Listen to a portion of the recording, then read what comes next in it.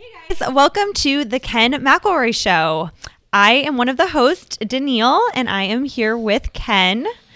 Today we're going to be talking all things about Biden's stimulus he's trying to pass, and also touch on a few other current topics. How are you doing, Ken? What's happening? Lots of good questions this week, guys. Thank you, as always, for mailing them in, emailing, texting, DMing. We're getting them from all sources on Facebook, Instagram, YouTube. So thank you. Yeah, and remember, our premium members, you guys can ask questions over here on our Facebook forum. So as we talk. So let's just get it started. So Biden wants to, pass a stimulus bill. Yes. And one of the things a lot of our listeners want to know is the rental moratorium. He is talking about extending that until the end of September. Yeah. So first of all, obviously people need money. That's the bottom line. So it's easy to, slice away at this and take shots at little things, but renters are in trouble. People that own homes are in trouble. The mortgage forbearance is not part of this plan, I noticed, but the part of the plan is the $25 million in rental assistance, or $25 billion, excuse me. So it's interesting. We don't exactly know how many people the numbers are all over the map on how many people are in trouble from a renter's standpoint. So I've seen 10 million and I've seen 20 million. So it's all over the place. It depends on where you go. It depends on, the information. But the last one I read was 10 million people at about 5,600 each. So obviously that's quite a bit of money. So 25 billion is definitely a big help. It'll be interesting to see how that gets dispersed. And a lot of the states have come up with their own as well. As you guys might know, we've done some of this in San Antonio. San Antonio has a nice plan for our residents. We took advantage of that. And so the renters need this. The question, though, is going to be, how much is it going to really solve? And are we just kicking the can down the road? I think the answer is yes. There are a lot of landlords, and I know a lot of people don't care about landlords, but there are a lot of landlords that are in trouble financially. Well, and just to clarify, you've always said they're going to kick it down the road. Yeah. I mean, I know a lot of our listeners back, when it was ending in December, were very excited that it was going to be over if they were landlords and had tenants not paying. And you basically told them to brace because this is getting kicked down the road. Yeah. I mean, you have to, really. It's just tell everybody to go home, and then all these businesses are closing and people are losing their jobs and they're losing their businesses and times are tight. I just read over the weekend that some massive number, like 24 million kids have moved home. That's not how many moved home, but that's the number. It's the highest since the Great Depression. So, people are scrambling to try to figure out what they can do financially. And, so this is part of that, obviously. Yeah, and it'll be interesting too, like you said, is this just kicking it down the road? Biden has discussed kind of a universal basic income for other things. So it will be interesting if this is like an extension of Section 8 where the government helps people pay their rent or gives them some kind of stipend for rent every month. Yeah. If they make below a certain income, because that definitely could happen. Yeah. So I read that there's going to be certain income guidelines, which there needs to be for folks, and if they've been affected by the pandemic, and that was already in place by the CDC. So this is just being kicked down the road. We don't know if it's going to go out to September or not. Right now, it's basically the end of next month. Right. And before that, it was September of last year, and then it got kicked to December, and now, of course, it's March. So it's going to be interesting to see what's going to happen there. It's definitely, if that happens, there's definitely going to be some foreclosure issues as a result of, keep in mind, I don't know if everybody understands, but the whole buying a home and renting it out has been going on for a while. And so there's a lot of people that watch this that are in that business. They bought one, they maybe bought several, and they're renting those out. they're all affected. These people have real mortgages and real expenses, and their hands are tied, and so they're in a lot of ways they're on those forbearance lists too. Mm-hmm. So it's going to be interesting to see how many of these things actually make their way, through eviction, and how many of them make their way through forbearance at the end of forbearance, and whether or not they're going to have to sell those or maybe even go into foreclosure. Right, because everyone always forgets that a lot of these landlords are small landlords, and they have mortgages too. So if they're not getting paid, they can fall behind as well. Most of the housing is small landlords, and so some of these show up on the forbearance list, some do not. There's a way to go on to Black Knight as an example and take a look. You can see which ones are owner occupied and which ones are renter occupied. But the number of, let's call it landlords, in the last 15 years has spiked like crazy. That's actually part of the reason why we're low on inventory. If you think about it, people that are buying houses right now, they can be landlords or they can be owner occupants. And so it's interesting because there's both. And so that's one of the things that's new this cycle, is that you have people looking to buy a home and rent it. And I think obviously that's the whole point of this channel. That's something that needs to consider. That wasn't a big factor back in the day when it was just more owner occupants. Right. Very different. And do you have so you gave me some really good advice, because I was renting out one of my condos about a month ago, and I was really concerned about not being able to evict whatever tenants that I put in there for the foreseeable future. So what advice do you have some landlords out there that are looking to fill their rental? Yeah, well, I think the first thing is can they pay? And I know that's seems pretty obvious, but we have thousands and thousands of renters, and there are people moving in and moving out right now, and so you really, really can at this point decide what it is that you want from a renter standpoint. And so obviously, like for example, our 55 and older properties are doing very well because they're getting government checks. And, in fact, we have no delinquencies in all of our 55 and older properties. And so there are going to be residents or people that are going to be trying to move in that are going to be a little more risky than others. And so it's just like anything else, whether they're buying a car or whether they're buying a TV at Best Buy or whether they're, buying a home or renting an apartment. It's kind of the same issue. Is once they sign that contract, are they going to be able to pay? And so you want to really, at this point now, you're not going to have that next person behind you because people are certainly moving around less right now, and so that decision is going to be a big decision. Right. So let's switch gears a little bit here, and let's talk about minimum wage, because that's something else that Biden is proposing, is the $15 minimum wage, and there are two sides to that coin, and you kind of fall somewhere in the middle. So I'd like to hear your thoughts on it. Well, I think it's $15. Is that right? Yep. Is that and what's the current number? I'm trying to remember. It's about half of that. Well, I think every state is kind of different. 7 or 8 ish. So what you guys got to think about is this. You're doubling somebody's pay if they're on minimum wage. That's what you really got to think about. And so now I understand, and again, I'm not saying that people don't need the money, because clearly they do.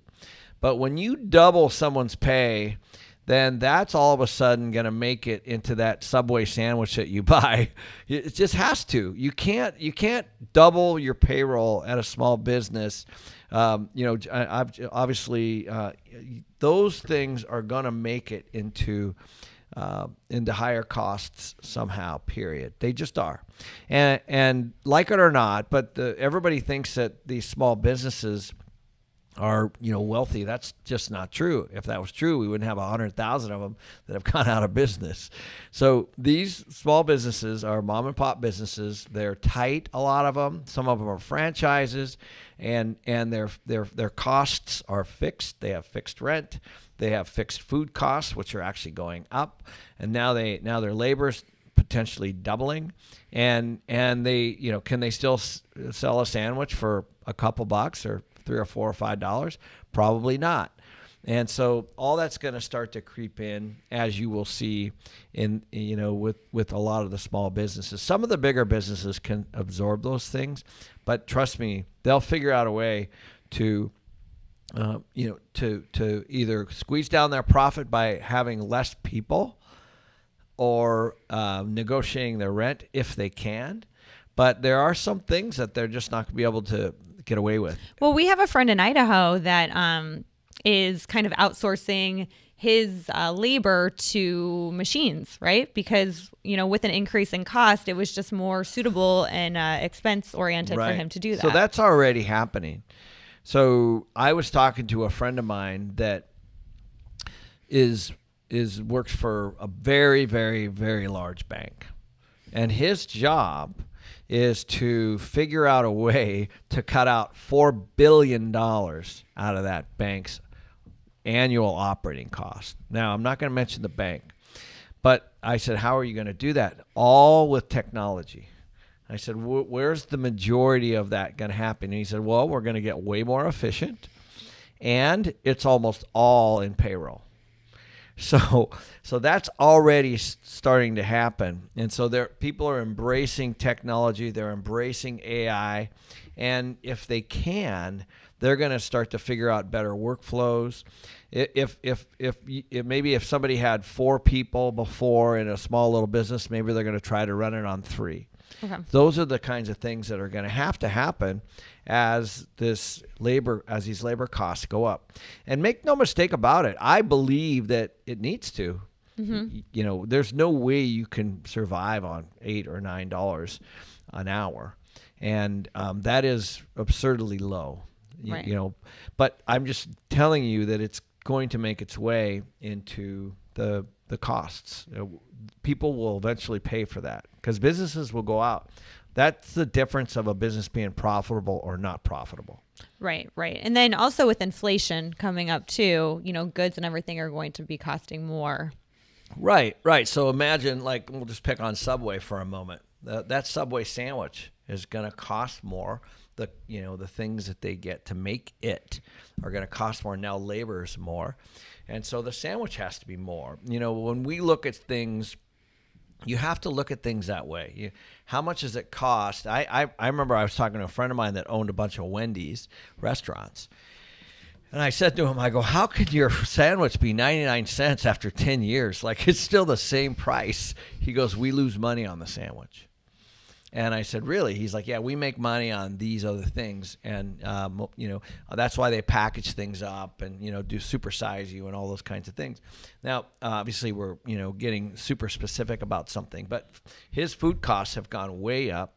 And so has his rent. And so has his labor. And so the public obviously still wants to pay that $1. And so the hamburgers have gotten smaller. And they're trying to figure out another way to stretch those costs as labor goes up. That's just common sense. You do it. Everybody does that on a personal level. People are tightening the purse strings right now as they're trying to survive. We hear people. We were just talking to somebody the other day. He cut his cable out. He cut his gym membership out. There are things that people are doing without. And it's the same thing with a business.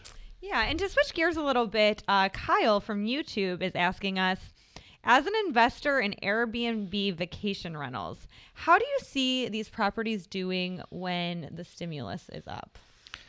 Yeah, it's a great question. Well, first of all, I think that people are really enjoying Airbnbs for multiple reasons.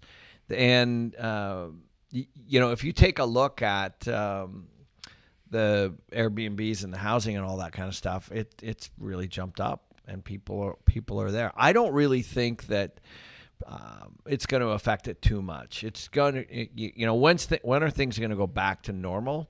It's hard to know, but it's going to be an inventory issue. So very possibly, if there's not a lot more inventory in an Airbnb, and I'm not quite sure what will happen, but if I own a home and I'm trying to make it ends meet and I owe a bunch of money, I might Airbnb it. So that would increase inventory, which would hurt Airbnb, or it could be the other way around. If you own a home and you're not getting enough revenue from that Airbnb, you might be losing it, and then it would increase or it would decrease, obviously. Plus, hotels also, might go under. That's a possibility. So that would help Airbnb as well. Hotels are already going under. So I actually was looking at this over the weekend. Mostly they're smaller, under, smaller ownerships, maybe undercapitalized.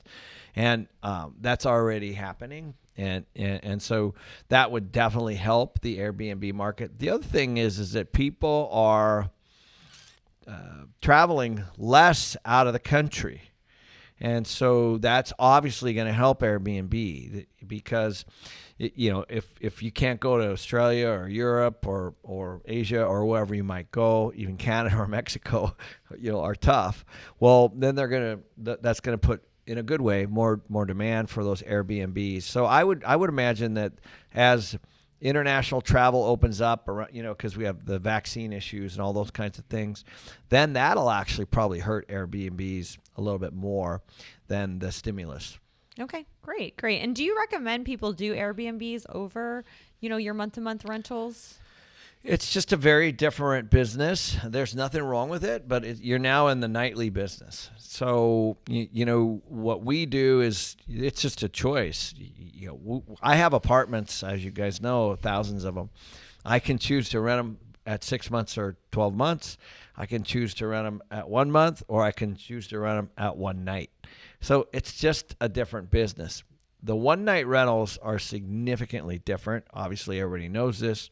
But I personally prefer to rent to somebody for a month and not have all the hassle of the move-ins and the move-outs. And some people love Airbnb, and I'm not slamming them. It's just not my business. I don't want to have to manage people moving in and moving out every single week or every few days, as an example, through the Airbnb platform. So for me, it's easier to rent to somebody for a month or two and charge a higher number. I do a fair amount of those in Arizona with things like spring training, which is not here at the moment, or all these winter visitors as they start to visit in areas, like Southern California, those kinds of things. So for me, that's why I like the longer term renter.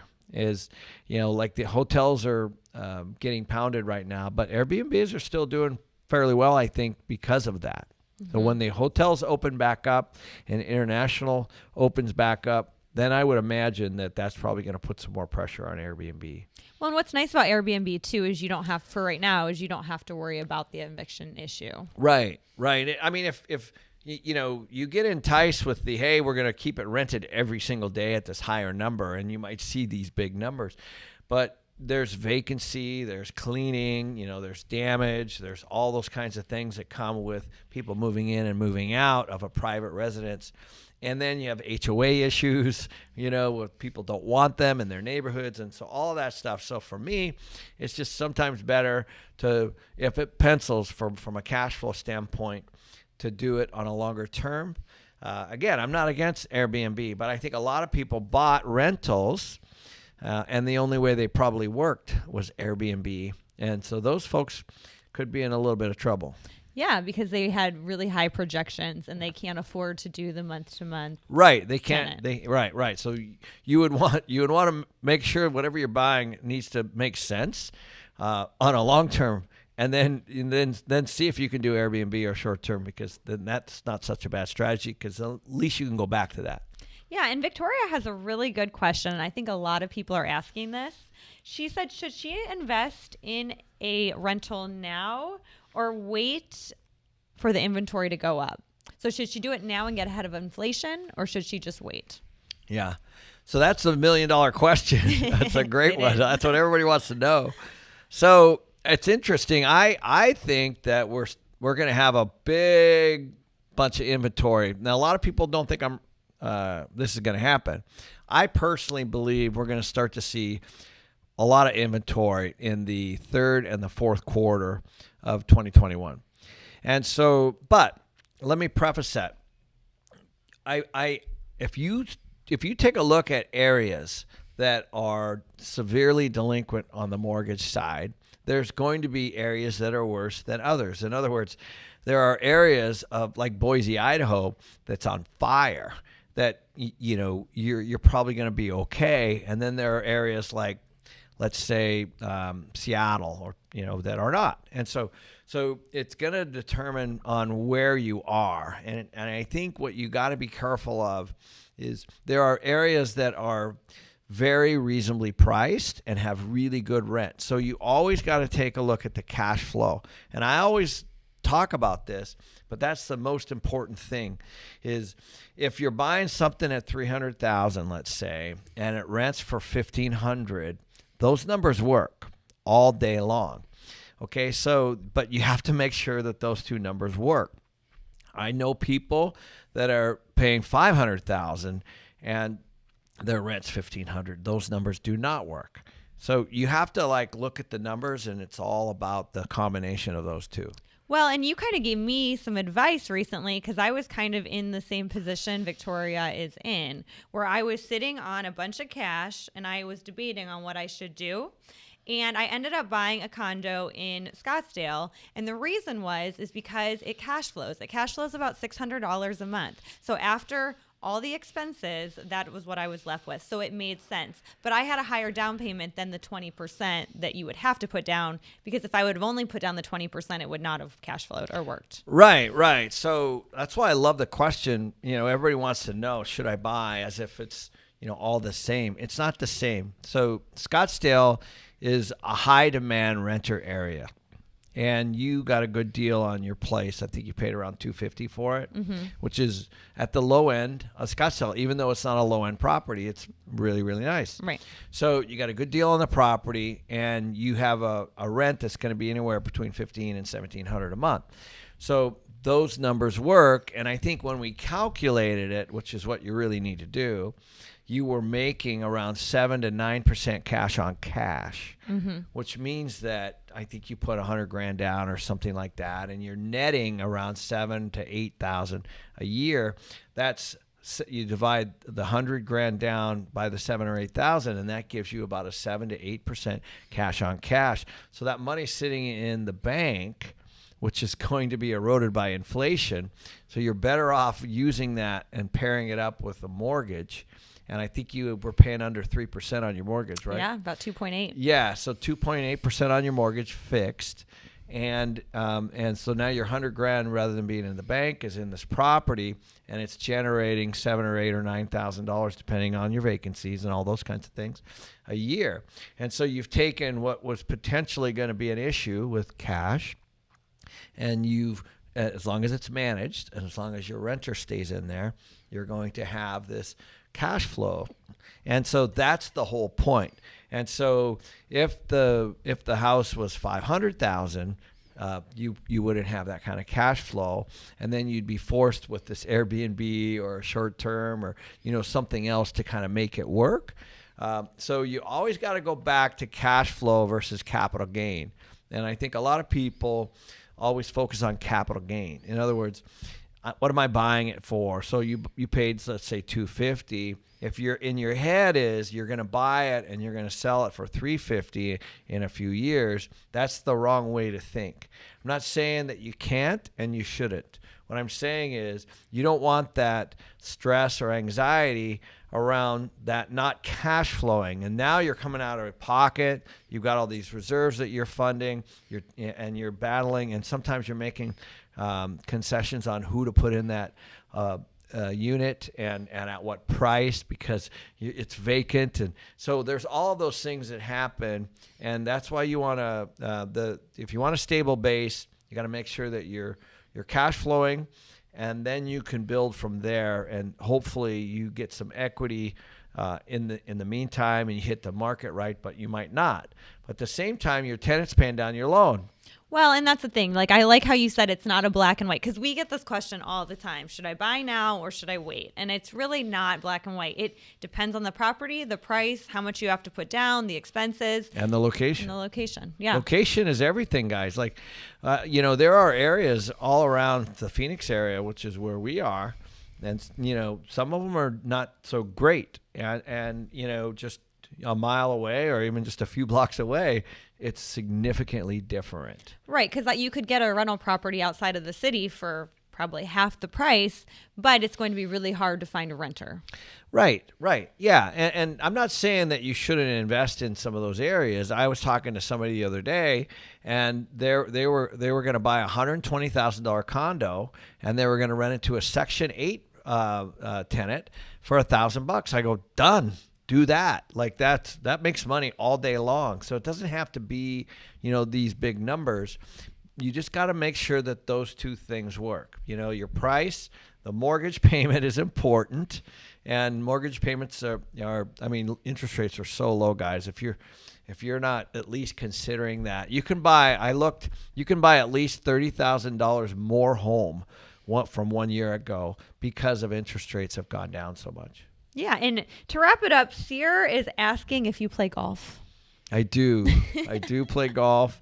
I'm actually playing Wednesday, Thursday, Friday of this week. Every afternoon, I got a friend coming in, and my goal is to be a scratch handicap by the end of the summer. So that's my goal. Right now, I'm a 6. Nice. Well, thanks everybody for joining us this week. We'll be back next Monday. So have your questions ready if you are premium members. And if you would like to sign up for premium, just go to our website, www.kenmcelroy.com. See you guys next week. Thanks, guys.